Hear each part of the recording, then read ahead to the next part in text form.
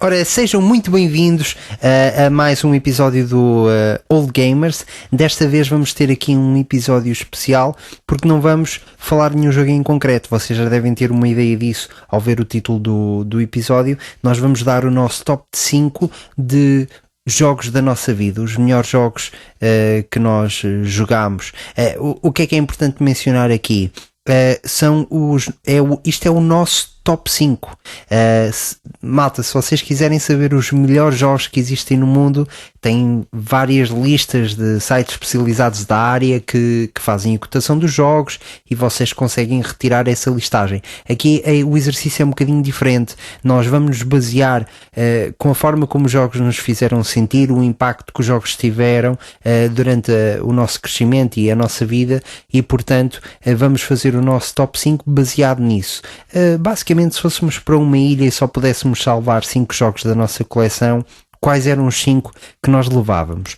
O que é importante dizer aqui? Que as pessoas que nos quiserem seguir podem fazê-lo, certo, Gil? Podem, claro que sim. Ora, boa noite. Portanto, para nos seguir, podem fazer no Spotify, no Google Podcast, Apple Podcast, estamos também no YouTube e no Instagram, Old Gamers PT. Podem, se tiverem alguma dúvida, nós também vamos postar lá qual é que é o nosso top 5, as nossas 5 escolhas top. Exatamente. Bem-vindos então ao Old Gamers, um episódio especial dedicado aos top 5 melhores jogos da nossa vida. Frick! You're old gamers! Don't worry, they are just a bunch of old gamers. They're old gamers. Old gamers, you are. This podcast is about to start.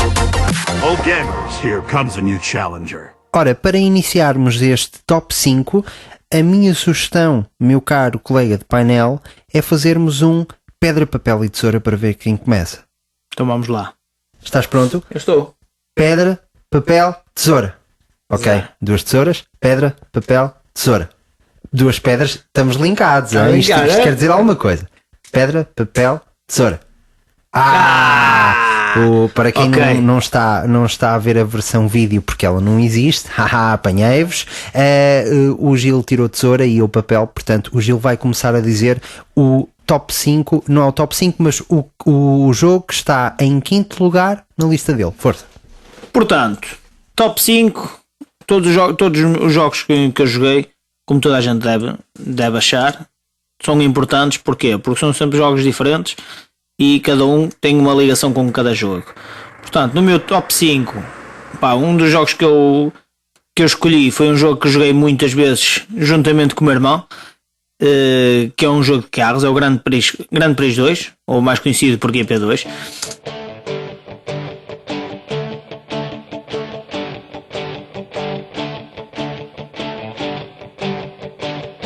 Jogo que a gente, quando adquiriu, trazia um volante próprio do GP2 para computador. Um volante de Fórmula 1 com pedais, espetacular, que ele prendia à mesa, uma coisa muito engraçada. O porquê de estar no top 5, mesmo pela jogabilidade que tinha e pela maneira de jogar o multiplayer.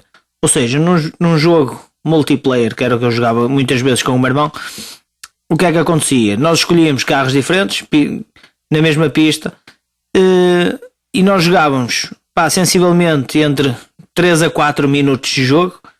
Tínhamos uma pausa de 30 segundos para mudar de cadeira e voltávamos a jogar, e depois o outro voltava a jogar 3 minutos. Andávamos nisto até, ou seja, nós nunca chegávamos a dar uma volta completa, ou dávamos volta e meia, dependendo da velocidade do carro. E a nível de grafismo espetacular. Também Fórmula 1 à moda antiga. Isto era Fórmula 1, salvo erro, para aí de 98 ou 96. 96. Não, 96. Exatamente. De 96, eu dava por 98 porque depois também tivemos o Grande Prix 3, também era igual. Funcionava da mesma forma. Olha, eu vou-te dizer, eu estou a ver imagens do jogo e ainda, claro que isto é um jogo retro, claramente, mas os gráficos são bastante surpreendentes para a altura. Isto está agradável. Isto tinha uns gráficos espetaculares, filho. Eu, pelo menos, Gostava dos gráficos apresentados. Sim. Estou aqui a ver que estava para isso aos boxes e tudo. No GP3 também, uma melhoria que tinham feito no GP3 era que tu podias treinar a equipa, tu podias escolher as características do carro, ou seja, podias alterar as características do carro para ficar mais rápido, mais lento, a curvar melhor, mudar pneus. No Grande Prix 2 isso já não acontecia. Pá, fica no meu top 2 porque pronto, é um jogo top de carro 5. No quinto lugar, digamos. No quinto assim. lugar, no top 5. Pá, pronto. Não tenho mais nada a acrescentar. Agora passo aqui ao Sr. André. Vamos lá conhecer qual é o top 5 dele. Opa, espetacular. O meu quinto, o jogo que ocupa o quinto lugar neste top 5 foi o jogo mais difícil que eu tive para escolher, porque, olha, vou-te dizer, os 4 primeiros para mim estavam fechados, portanto eu sabia que iam a ser aqueles 4. Para o quinto lugar eu tinha vários jogos que se encaixavam aqui, mas acabou por vencer o Death Stranding.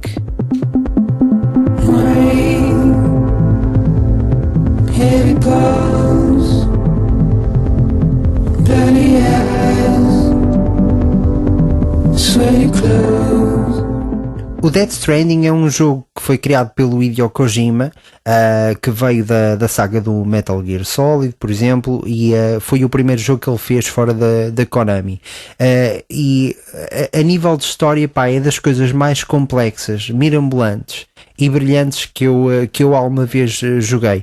Eu devo-te dizer que o que mais gostei neste jogo é o acting dos atores. Temos Norman Reedus, Mads Mikkelsen, Lea Seydoux, portanto nós temos aqui grandes nomes do cinema, até mesmo realizadores participam no jogo. Estou-me a lembrar agora de Guillermo del Toro.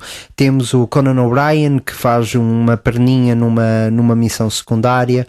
O grafismo é do mais espetacular que eu já vi num jogo, talvez seja superado pelo Ghost of Tsushima, mas pá, aquela espuma d'água é qualquer coisa de espetacular. As paisagens, as montanhas, tudo. A complexidade que tu tens nas mecânicas do jogo,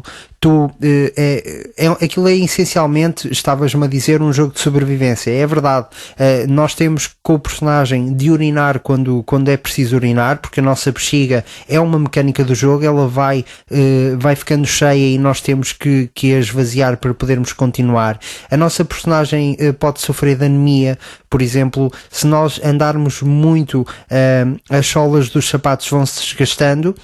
E o que acontece é que se não tivermos sapatos para trocar, a sola rasga-se e nós começamos a magoar os pés e a perder sangue. O peso da carga tem que ser muito bem pensado ao ser distribuído, portanto, a forma como temos a carga às costas do personagem. A música do jogo é assustadoramente brilhante, portanto, não há, é incomparavelmente. Uma das melhores bandas sonoras de jogos. É mesmo muito bom, e a forma como a banda sonora é utilizada, o momento em que as músicas entram e a utilização do silêncio.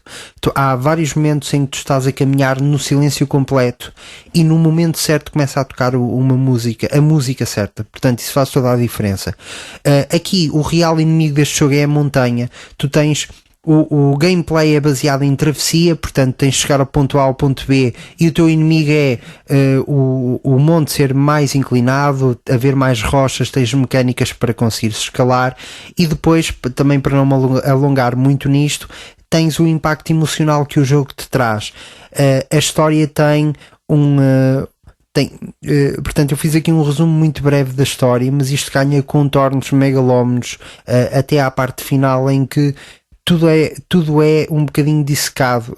A origem da vida, o porquê de existirmos, a importância que a morte tem na nossa vida, ou o facto de nós sabermos que vamos morrer e lidarmos com a perda das outras pessoas e sabermos avançar em frente. A questão da paternalidade que tu ganhas com o Bibi, que é o bebê que tu levas ao peito, e que tu começas o jogo por descurar completamente, vês aquele bebê apenas como uma ferramenta para andares no jogo, e depois ganhas uma ligação emocional bem incrível. Portanto, eu tenho a dizer que chorei no final deste jogo. Um jogo incrível, dizes tu, não é? Exatamente, chorei no final deste jogo. e portanto por isto merece o meu quinto lugar. Está bem, dito. muito Depois bem. iremos em detalhe num episódio Depois dedicado. vamos criar um episódio só para Death Stranding. Exatamente. Que é Gil, para a gente o falar teu- sobre isso. sem dúvida, vamos fazer isso. O teu quarto lugar é qual? O meu quarto lugar. Pá, o meu quarto lugar, estou aqui indeciso entre dois jogos.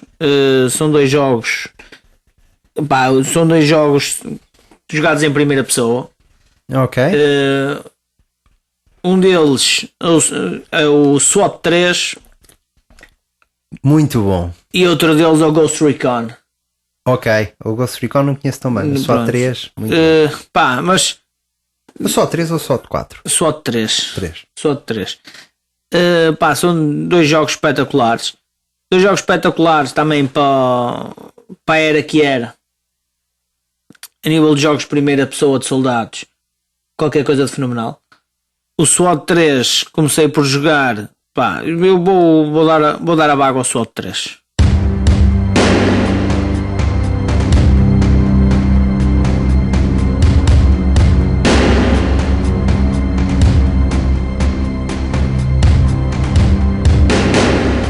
Vou dar a vaga ao SWAT 3. Ok.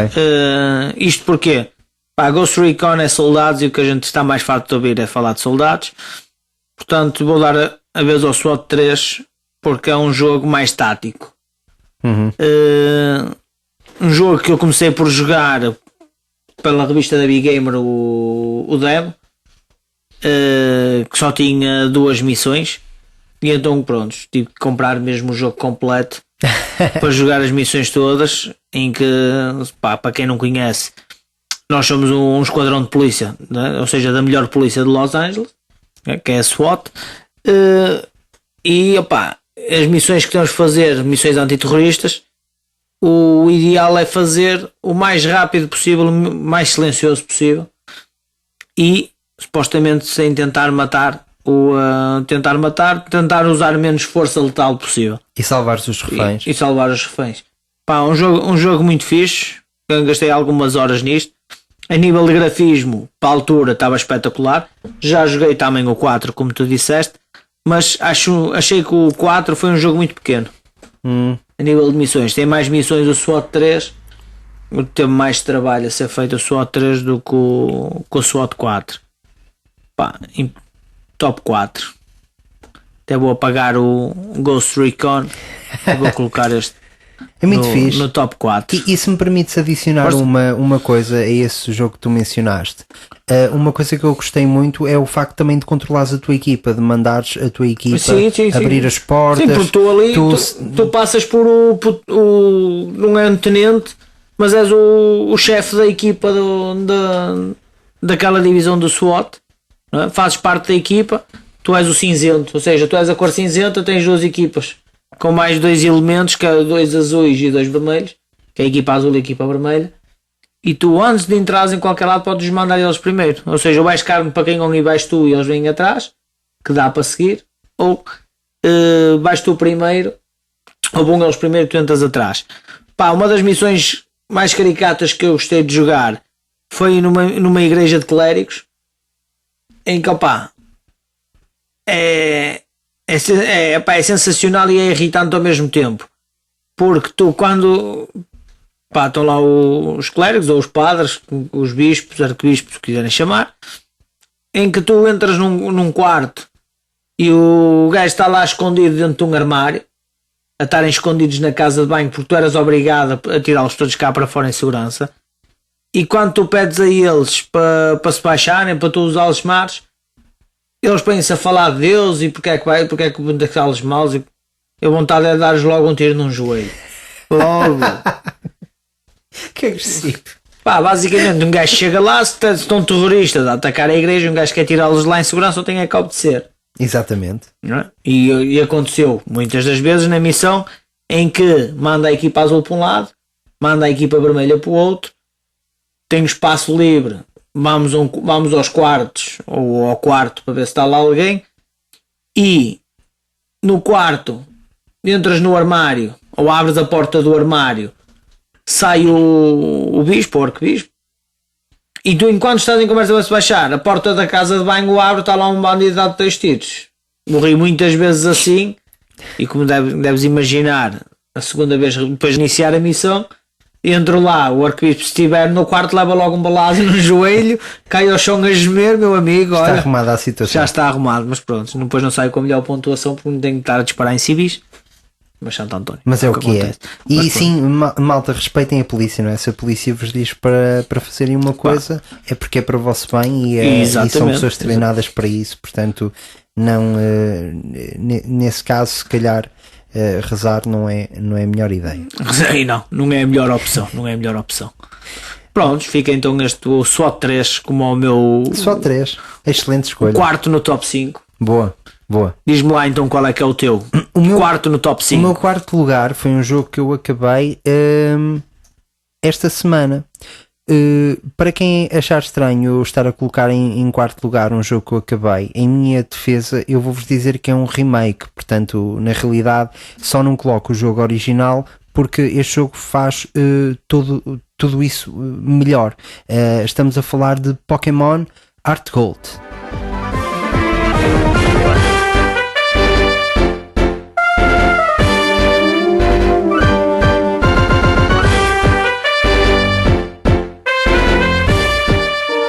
Muito bem. Eu enviei-te uma foto da minha equipa final da Pokémon. Sim, é correto. Ao terminar este jogo. Com 2 Pokémons lendários. Exatamente. Isto é um remake perfeito que mantém a ideia do jogo original completamente intacta. E só melhora ainda mais. Não tenho palavras para descrever o que senti ao jogar este jogo. Eu neste momento terminei e desbloqueei a área toda de canto, só como já tenho o meu cartucho do Fire Red para jogar no Game Boy Advance, eu vou fazer agora o Fire Red completo, portanto vou completar Fire Red em canto e depois vou voltar a este jogo para fazer o pós-game, que para quem não sabe, este jogo é um remake do Pokémon Gold para o Game Boy Color, que basicamente tem o pós-jogo mais épico de sempre, em que nós terminamos o jogo e ele desbloqueia-vos o primeiro jogo do Pokémon completo. Portanto, vocês podem viajar. Primeiro mapa do Pokémon. Sim, é o primeiro jogo, não? O primeiro jogo passa-se em canto, o segundo em Johto. Portanto, tu ganhas um SS Ticket para navegares no navio e vais parar a canto e deves fazer canto todo novamente, derrotar os ginásios todos e no final sobes uma montanha gigante e quem te espera é o Red, o personagem dos primeiros Pokémons, que tem o Pikachu, que tem o Charizard, tem todos aqueles Pokémons que estás à espera, e tu tens de o defrontar e ele é o verdadeiro boss do Pokémon Gold. Portanto, tem esta versão, como devem imaginar, tem melhorias práticas da jogabilidade. Por exemplo, o botão para vocês correrem tem uma opção no ecrã tátil. Eu estou a jogar um jogo da Nintendo DS, portanto o ecrã tátil dá para selecionarem que os sapatos de corrida ficam sempre ativos, portanto não tenho de estar a carregar no B, que às vezes pode magoar um bocadinho o dedo. Tem atalho para pokébolas, a utilização da games é mais prático, os gráficos e os sprites são melhorados, vocês têm a possibilidade de serem acompanhados por qualquer Pokémon que vocês escolham, portanto, seja o Pokémon que vocês quiserem, se o colocarem em primeiro lugar na lista, ele vai aparecer um sprite dele a acompanhar-vos durante o jogo, que é uma coisa incrível, e eu considero mesmo esta a versão final e uma das melhores homenagens que poderá ter sido feita aos primeiros jogos de Pokémon. Para terminar, porque é que eu não coloco este Pokémon Heart Gold e não coloco o novo Pokémon Arceus, que é uma excelente questão. Para mim, o Pokémon Arceus é o melhor jogo de Pokémon de sempre, ok? Acho o Pokémon Arceus a melhor experiência de Pokémon. Agora, o que é que acontece? É uma experiência de Pokémon diferente, numa nova geração, e que no final deste ano nós vamos receber o Scarlet and Violet, vai ser melhorada. Ou seja, o Pokémon Arceus, ainda que seja canon, não é um jogo da linha principal de Pokémon. E já vai ser melhorada com o Violet and Scarlet. Portanto, custar-me-ia muito estar a colocar um jogo que eu sei que daqui a uns meses vai ter uma versão melhor. Portanto, preferi antes disso homenagear os jogos clássicos de Pokémon porque na realidade lá está, é isto que interessa, são jogos que nos fizeram sentir isto, e o Pokémon, quem ouviu o nosso episódio de Pokémon sabe isso, é um jogo muito importante para mim e para o Gil também, portanto merece aqui este quarto lugar, não o jogo original, mas um remake que é essencialmente o jogo melhor, o jogo original, mas melhor. É basicamente isso. E com isto chegamos ao top 3. E chegamos ao top 3. Vamos falar dos 3 melhores jogos das nossas listas. É assim, Força, Gil. Todas top 5, né? como as pessoas devem prever, porque também têm escolhas. Não, é um top 5 assim escolhido meio a ferros. Né? Isto porquê? Porque depende do tipo de jogo, depende do estado de espírito de cada um. É normal. E eu sinto que daqui a um ou 2 anos, se nos perguntarem, vão haver sempre alterações. Sim, claro. Isto é uma coisa que está sempre a evoluir. Todos os jogos, como voltei a mencionar no início, todos os jogos que eu escolhi foram jogos que marcaram sempre de alguma forma. Exatamente. Portanto, no top 3 eu tenho aquele jogo que acho que quem não jogou não teve infância, basicamente. Não teve infância porquê? Porque é um jogo que toda a gente tem que jogar. Toda a gente tem que jogar este jogo, ou toda a gente já ouviu falar no jogo, que é a série The Sims.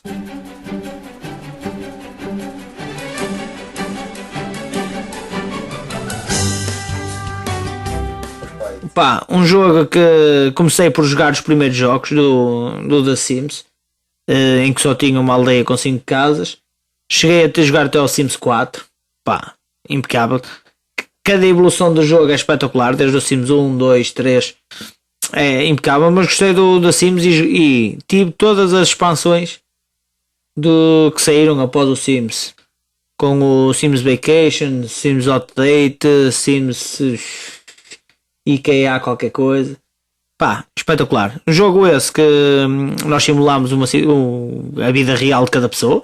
Ou seja, criámos o teu personagem, para quem não conhece, não é? Criámos o nosso personagem e depois simulamos basicamente a vida do nosso personagem, porque temos que comprar casa, temos que pagar contas, temos que instalar alarme, temos que saber cozinhar, temos que saber ter carisma, basicamente... O alarme, já não me lembrava do alarme. Tudo o que acontece na vida real. É um simulador de vida real. Sim. Parte não é negativa, mas partes engraçadas deste jogo era quando a gente estava farto de alguém, ou estávamos fartos do vizinho, convidávamos o vizinho para ir para a piscina e tirávamos as escadas. Ele ia nadar até se cansar, acabava por morrer. Ou por isso simplesmente fazemos uma fogueira no meio do pátio cheio de ervas à volta. Ele pegava fogo, mas como tinha cercas sem porta, um gajo não salta às cercas. E pronto, mas acontecia. Portanto, basicamente, resumindo, a tua veia de criminoso saía não só no GTA como no Sims. Como no Sims, exatamente. Basicamente saía mais no Sims porque dava mais gosto, porque vias as pessoas a dançar, não é? Quando estivesse a afogar ou a queimar, vias as pessoas a dançar. Partes que... não é partes negativas, outras partes engraçadas no jogo, para não falar só assim em criminalidade, tentar matar as pessoas. Era um gajo quando morremos nós próprios. Quando a gente morria a tentar cozinhar, ou porque um gajo só tem dinheiro para uma mesa, uma cadeira e um fogão, mas não tem dinheiro para uma estante de livros para aprender a cozinhar, nem para uma televisão, nem para um alarme de incêndio, e tu estavas a cozinhar qualquer coisa, começava a casa a arder, e o teu boneco, como entrava em pânico, tu não conseguias chamá-lo para lado nenhum, ele ficava no meio do fogo e acabava por morrer. Melhorias que foram feitas nos restantes Sims. Sempre que tu morrias de alguma forma e aparecia a morte, tu conseguias fazer o pedra, papel, tesoura com a morte, e se ganhasses, a morte deixava-te ficar vivo. O que era mais espetacular era ver a tristeza da morte quando perdia. Capaz, simplesmente fenomenal. Quem não viu, se for ao YouTube, consegue ver, mas depois também eu meto lá alguns takes do Sims a fazer apostas com a morte. Boa. Para vocês perceberem mais ou menos como é o jogo. Pronto. Em terceiro lugar fica o The Sims. Quem não jogou que jogue, que é um jogo espetacular. Quando dizes Sims, estás a falar da saga Estou toda. A falar da saga toda do The Sims. Quem não jogou que jogue, pronto. Quem jogou, acho que tem a mesma opinião que eu, um jogo espetacular. Muito bom. Agora diz-me lá então o teu terceiro do top 3, né? Já chegámos ao top 3. Diz-me lá o teu terceiro. Ora, vamos lá. O meu terceiro lugar é o Witcher 3 Wild Hunt.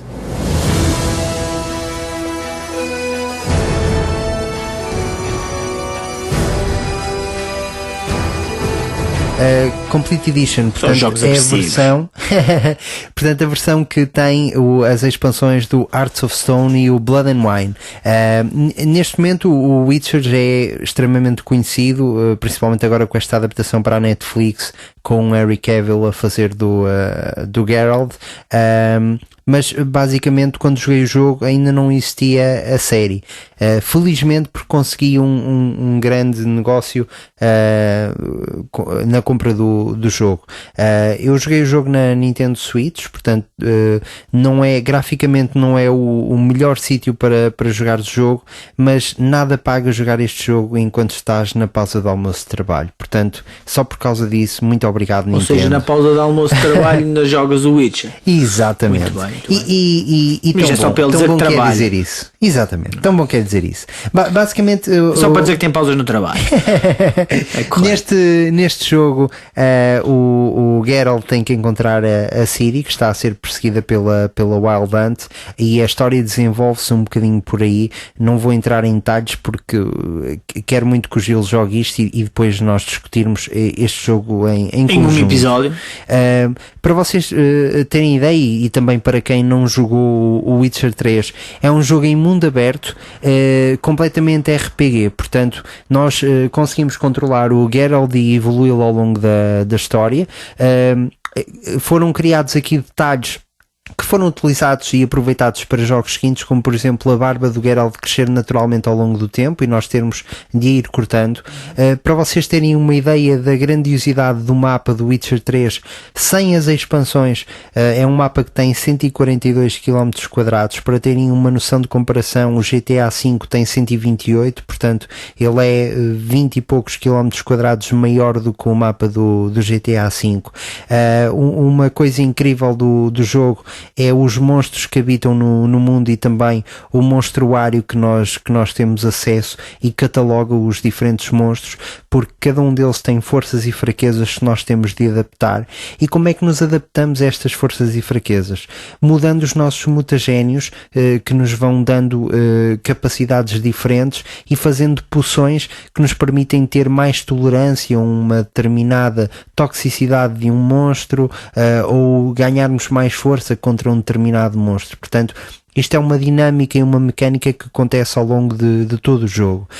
Uma coisa brutal em toda a série do Witcher 3, e que eu acho que o faz destacar-se de todos os outros jogos de Open World, é os diálogos e o desenvolvimento da história.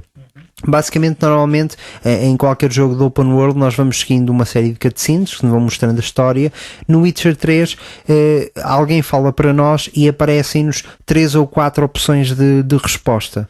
Cada uma delas vai desencadeando ramos diferentes na história, que faz com que o Witcher 3 tenha 36 finais alternativos, sendo que 3 dos quais são finais possíveis para o Geralt no que diz respeito a como ele termina a história do seu personagem e com quem.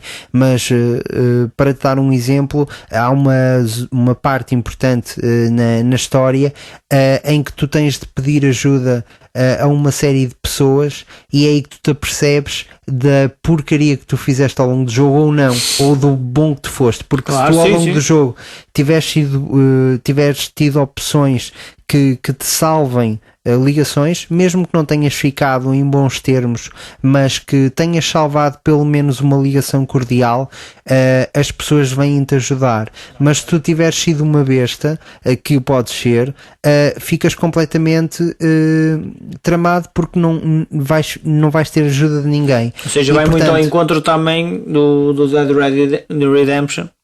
Sim, mas com um grau de complexidade um bocadinho maior, eu acho, porque o Red Dead Redemption 2 é um jogo incrível, iremos falar disso, que eu sei que está no teu top, também esteve para estar no meu, foi também aqui uma decisão difícil que eu tive.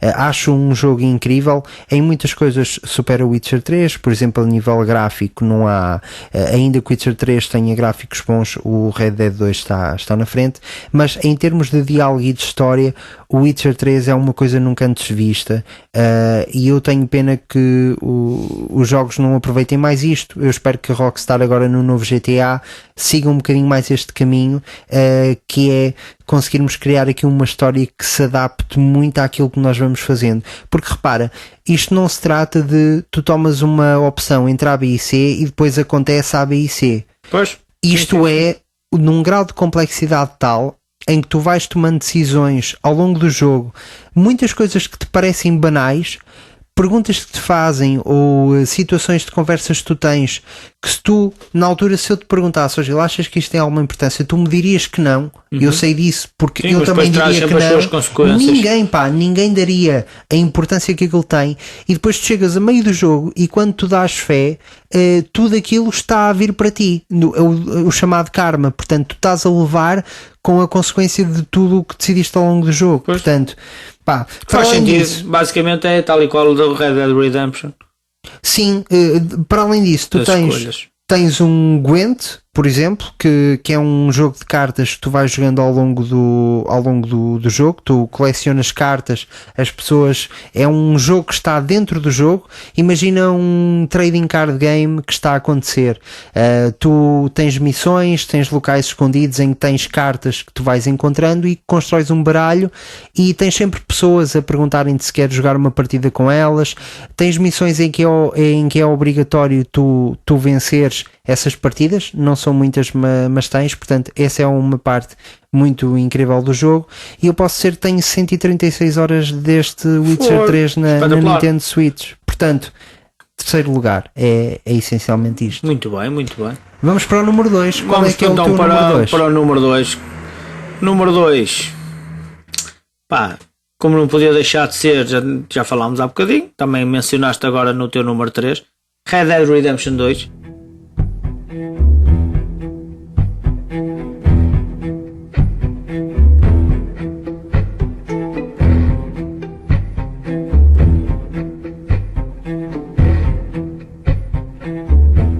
Pá, um jogo também que ainda vamos falar sobre isso, portanto não vale a pena alongar muito.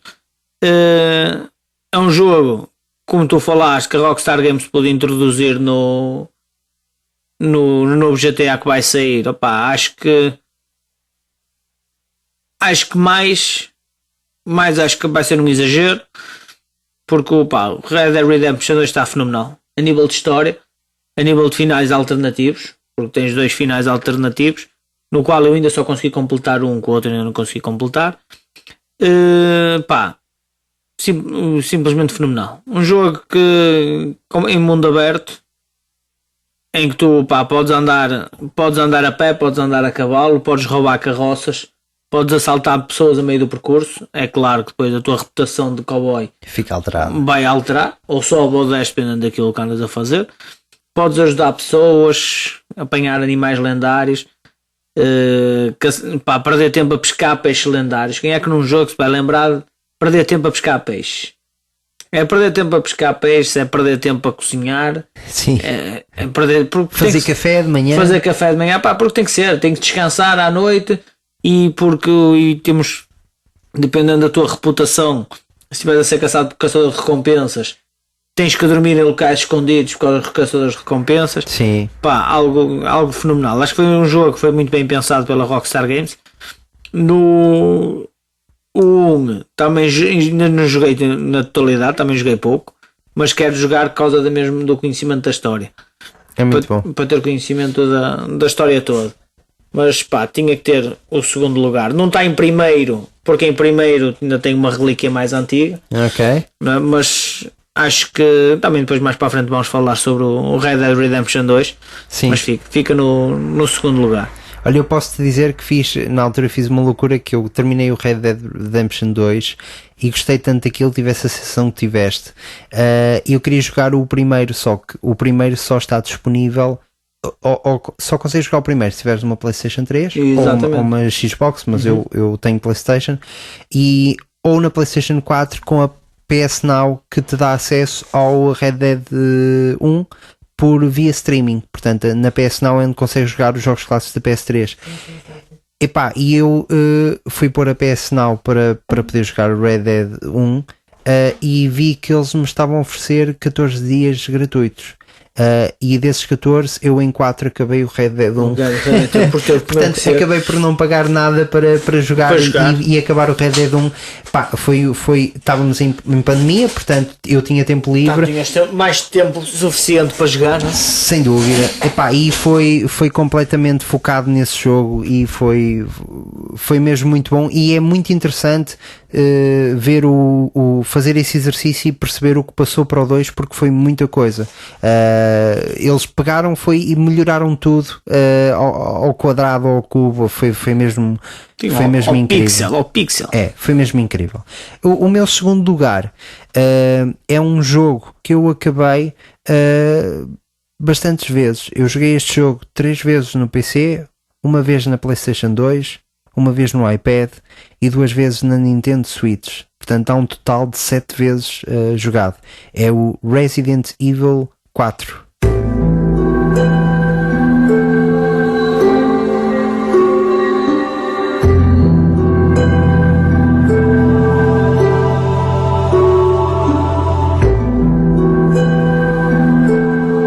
O Resident Evil 4 tem a história mais louca de sempre. Portanto, a filha do presidente dos Estados Unidos é raptada por um culto espanhol, e o Leon S. Kennedy, o mauzão da fita, personagem do Resident Evil 2, tem de encontrar e trazê-lo em segurança.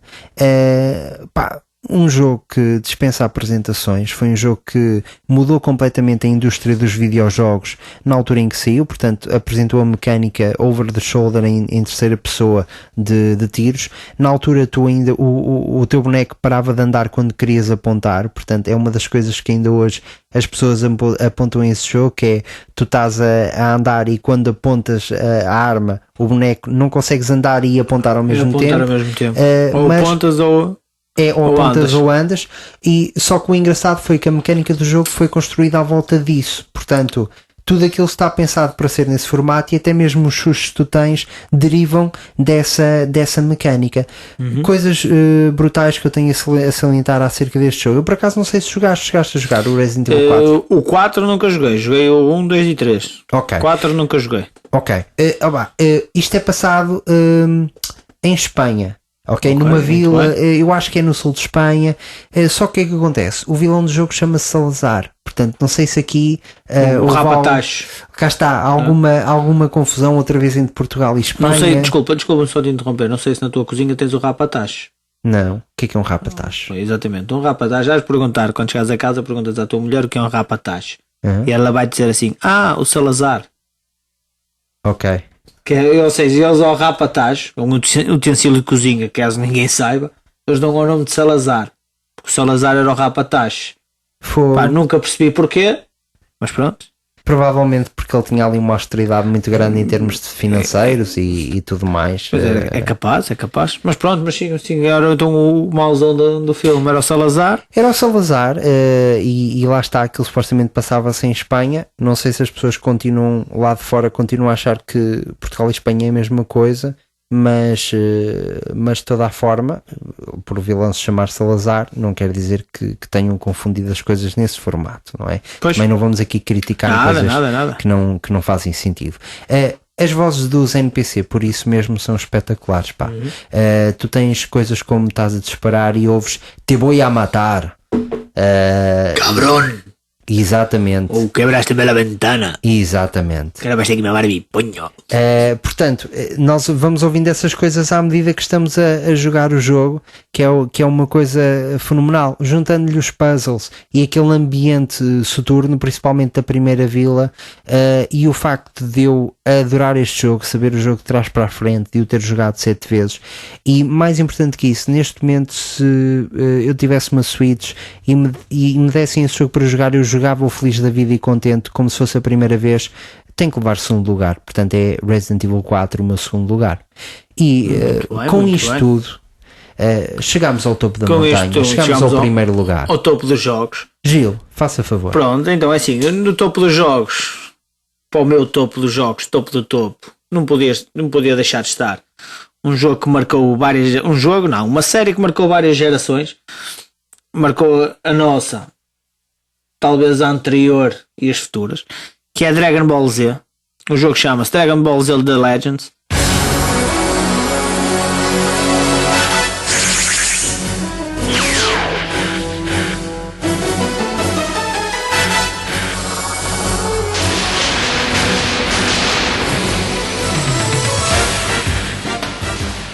Isto é um jogo que saiu para a Sega Saturn em 96.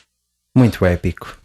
Pá, um jogo espetacular, que isto é um jogo eletrónico de luta e de ação. Saiu também mais tarde para a PlayStation, como tu falaste. Era um jogo da Bandai. Pá, isto, pura e simplesmente, foi um dos primeiros jogos de Dragon Ball que apareceu em 2D. Pá, que é simplesmente fenomenal. Tu podias escolher até 3 personagens para lutar ao mesmo tempo. Ou seja, podias escolher 1 ou 2, mas depois tinhas um nas boxes. Mas era tipo equipa com 3? Era típico, podias jogar handicap, podias fazer 3 contra 1, 3 contra 2. Okay. Neste caso, quando foi na altura, o primeiro que apareceu, o primeiro vilão que aparece aqui neste jogo é o Raditz. Uhum. E tu jogas mesmo o Son Goku com o Satan contra o Raditz. Uhum. E depois já jogas o Krillin, Son Gohan e Satan contra o Vegeta e o Nappa. E assim sucessivamente. Este jogo só aparece até aos vilões do Cell. Ou seja, aparece o Freezer, a saga do Vegeta, do Freezer, do Cell e do Bubu. Mas faz-te a saga do Z então? Faz a saga do Z. Faz a saga toda do Z. Pá, o que é que este jogo tem de impressionante? É o método de jogo, ou seja, aqui podemos ter várias vertentes, porque não é em mundo aberto, mas tu consegues fugir para muito longe de onde está o inimigo. Ou seja, por acaso o inimigo nunca pensou nisso. Sim. Tu consegues fazer ataques, mandar o inimigo para cima, para baixo, para a frente, para trás, ou da esquerda para a direita, como quiseres ver. Mas também consegues, se o inimigo estiver a lutar, vamos imaginar, se o Vegeta estiver a lutar contra o Satan, tu podes pegar no Son Gohan e fugir com a tela toda para o teu lado direito, que vais ver em vários ângulos o Son Gohan a voar para longe. E depois o tempo que demoras a fugir é o tempo que demoras a voltar. Não sei se era um bug do jogo, mas o gajo quando está a jogar testa sempre tudo. Pá, impecável. Só a única coisa negativa nisto é que tu tinhas que dar porrada para aumentar o teu momentum, que era para fazer sempre o finisher. Ok. E era assim que conseguias matar todos os vilões, era sempre com finishers. Pá, é um jogo que ficou-me sempre na memória. Sempre que um gajo fala em Dragon Ball, primeiro que me vem à memória é este Dragon Ball. Pá, tenho pena já não ter nenhuma Sega Saturn, porque se tivesse era um dos jogos que eu comprava para jogar. Apesar de muitos que passaram pelas mãos, este acho que para mim não há melhor jogo. Muito bom. Prontos, agora vamos passar para ti. Quero saber então qual é que está no topo dos teus jogos favoritos, este top 5. O meu primeiro lugar vai para Zelda Breath of the Wild.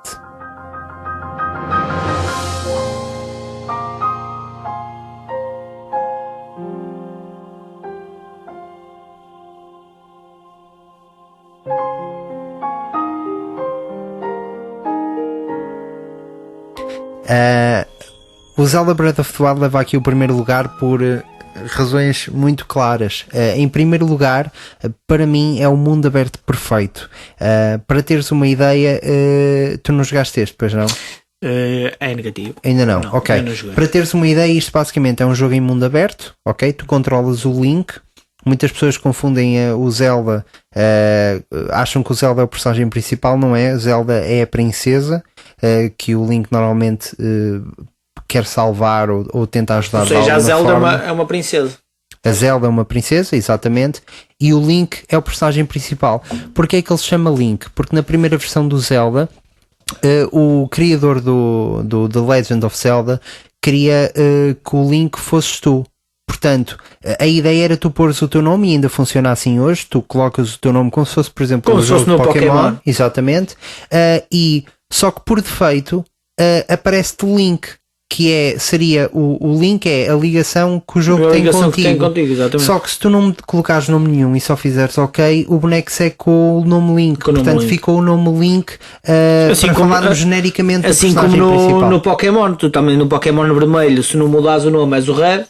Sim, tens outras opções. Mas se for sempre para carregar é o Red, no azul é o Blue, no amarelo é o Yellow. Exatamente. Neste caso eles colocaram um Link por causa disso, porque não tinham nada para pôr e o Link era essa ligação que existia. E portanto, basicamente tu controlas o Link num mundo aberto, extremamente variado, em que tu consegues escalar tudo.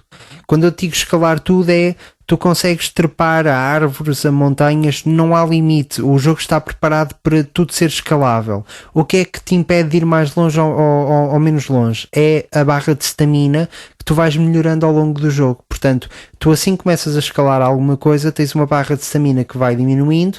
No início do jogo é muito curta, portanto tu aguentas-te muito pouco, mas ao longo do jogo vais melhorando essa barra. Portanto, tu tens puzzles escondidos ao longo do mapa de mundo aberto, que tu ao resolveres no final é-te atribuída uma orbe. E a orbe permite-te dar uma escolha. A orbe dá-te uma escolha, que é, tu podes escolher ou aumentar a tua vida, que é definida em corações. Tu começas com poucos corações e vais aumentando o número de corações, ou aumentas uma barra de stamina e andas sempre assim. Tu tens vários puzzles espalhados pelo mapa e vais aumentando as coisas nesse formato. A história é feita para o Open World, portanto, basicamente o Link acorda com amnésia e descobre que tem de libertar a Hyrule de Ganon, que é o vilão principal. Uma das coisas muito épicas deste jogo é que tu, se quiseres, o jogo é tão aberto, tu se quiseres podes ir a correr para o castelo e tentar bater o boss final de cabeça. Claro que não vais conseguir fazer porque estás nu, não tens roupa, não tens armadura. Pelo que estou a ver aqui, tu também consegues mudar o armamento, podes escolher espada, machado... Tudo. Um ramo de uma árvore. Tudo. E mais importante do que isso, as armas têm todas uma duração pré-definida. Cada arma tem um tempo de duração e de utilização e, portanto, isso faz com que tu não tens uma arma. Todas as armas que tu apanhas num jogo vão partir. Só resta saber se é muito rápido ou... Sim, ou seja, tu tens que dar podes dar X números de utilização à espada. Sim, ou machado. Normalmente tu sabes isso mais ou menos pelo material que é feito. Quando são coisas de madeira, tu começas o jogo a apanhar um ramo de árvore do chão e usar esse ramo para lutar. É o que está aqui. Percebes? Pois é que eu disse que era um ramo de uma árvore, depois tem aqui uma estaca, um machado, uma espada, e depois tem aqui um bastão, parece um taco de beisebol. Sim, e vais evoluindo isso para as espadas ferrugentas, etc, até começares a apanhar espadas boas, como é lógico, quanto melhor o material, mais tempo te vai durar a espada, mas todas elas partem, com exceção de uma espada que é a Master Sword, que é a espada clássica do Zelda que tu apanhas numa floresta mágica e que tens de ter 13 corações para a conseguires apanhar, porque é uma espécie de lenda do Cavaleiro Tour, sabes? Ou seja, tu chegas é uma espada que existe em todos os jogos. Neste caso do Breath of the Wild, a espada está enterrada no chão e tu tens de ser digno de a levantar. Ou seja, é tipo a lenda do Rei Arthur. Sim, é muito baseado nisso. Ou seja, o que acontece é, o jogo não te diz isto, tu tens de experimentar. Se tu não tiveres 13 corações, ou seja, a partir do momento em que tu clicas no botão para começares a levantar a espada, a árvore mágica que está atrás disto tens de ser digno para a levantar. E tu começas a ver a tua vida a ser comida, digamos assim, e tu não consegues fazer nada quanto a isso. Muita gente morreu para descobrir quantos corações mínimos é que tens de ter, e são 13. E tu, portanto, aqui pelo que vejo, pelo menos tem várias imagens diferentes, também podes escolher o outfit que tu queres. Sim, certo? Tu podes escolher roupa verde, com carapuço, com... tudo, tu mudas o que vestes na cabeça, o que vestes no tronco, as calças, e utensílios que tens nas mãos, luvas, etc. Luvas, sim. O mais importante de explicar é que esta escolha de roupa não tem só a ver com o nível estético, portanto cada coisa mexe com o gameplay.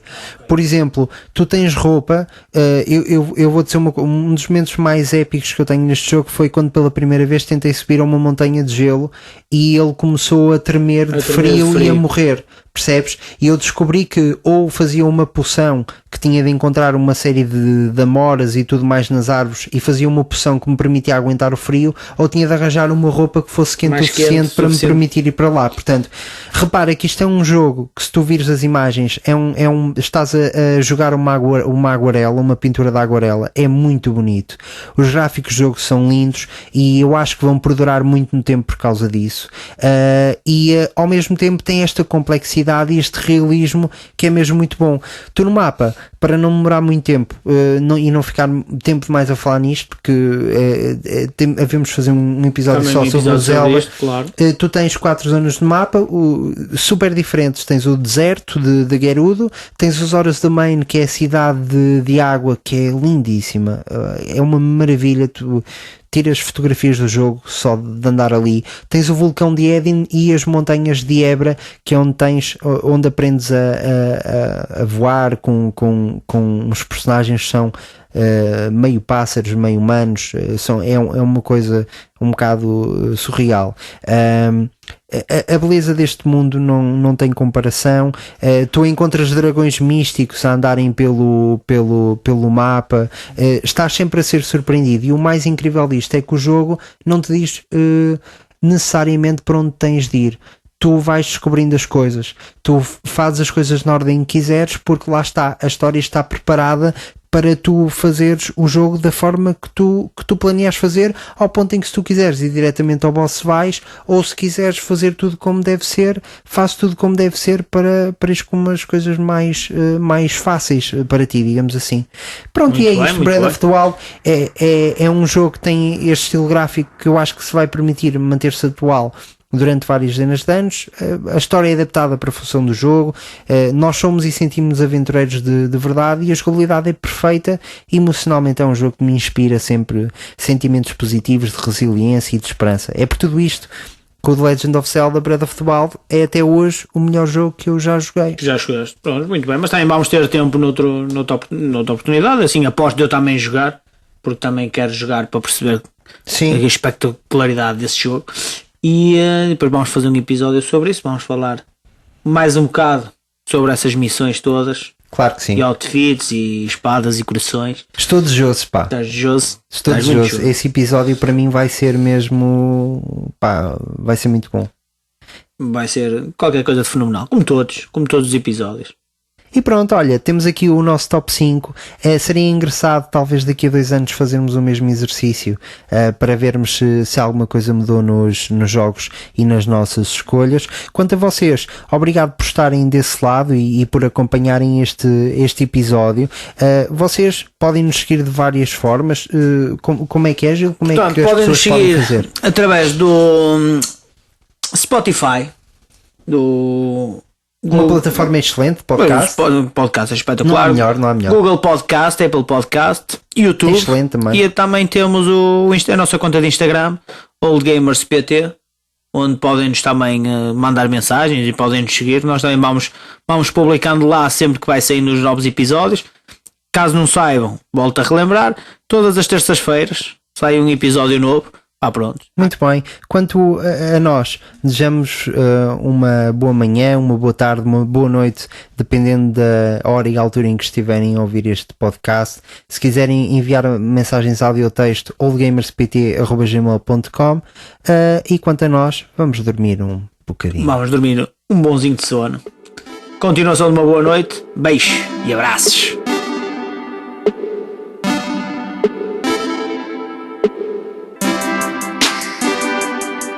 You beat me once more, Dre and Tiago. We'll see us again in the next episode of All Gamers.